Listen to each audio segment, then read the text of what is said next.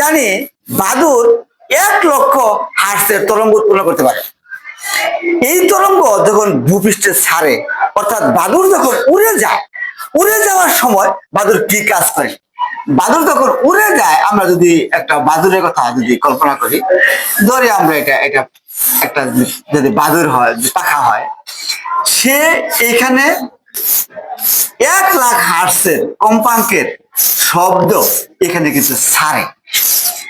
এটা ভূপৃষ্ঠে যত গাছপালা যা আছে, এখানে গাছ যদি আমরা এটা কল্পনা করি, যদি এরকম একটা গাছ কল্পনা করি, বা প্রাণী পশু পাখি যা আছে, এই সবগুলোর উপরে কিন্তু এই তরঙ্গটা পড়ে। আবার এই তরঙ্গ প্রতিফলিত হইয়া আবার এটা ফিরে যায়। এই অবস্থায় বাদুর কিন্তু একটা সময় উঠতে উঠতে এই স্থানে আসে। তখন এই স্থানে আসে, তখন এই 1 লাখ হার্টজের এই কম্পাঙ্ক শব্দ এখানে বাধা পেয়া আবার তার কাছে যায়। বাদুর করে কি, এই শব্দগুলা বিশ্লেষণ করে।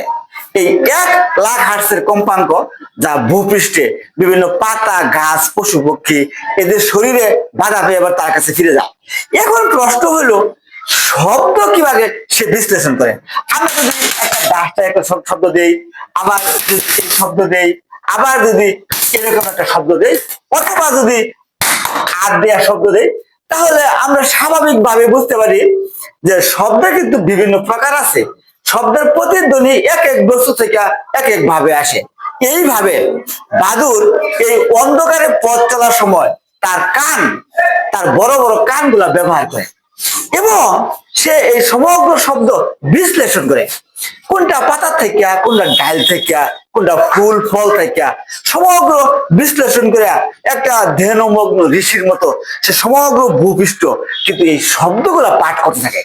শব্দের এই প্রতিফলন এই পাঠ করতে করতেই, প্রতিধ্বনি পাঠ করতে করতে সে কিন্তু সমগ্র ভূপৃষ্ঠের একটা ছবি তার মস্তিষ্কে ভেসে ওঠে এবং সে সবকিছু কিন্তু অনুভব করতে করতে সম্মুখ দিকে অগ্রসর হয়। এই অবস্থায় যদি কোনো স্থানে একটা ফল থাকে এবং ফলটা যদি পাকা হয়, তাহলে সে কিন্তু ওইখানে নামে, অথবা কোনো একটা প্রাণীর অবস্থান যদি সে খুঁজ পায়, সে নিচে নামে এবং তাকে শিকার ধরে তাকে ভক্ষণ করে। এইভাবে এই রহস্যময় এই প্রাণীটি অন্ধকারে, একমাত্র বাদুরই কিন্তু, কোন পাখি, শালিক, টিয়া, ময়না এদের কিন্তু এই ক্ষমতা নাই।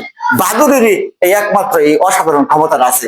সে অর্থাৎ সে প্রতিধ্বনি বিশ্লেষণ করতে করতে ভূপৃষ্ঠের সমগ্র বস্তুর অবস্থান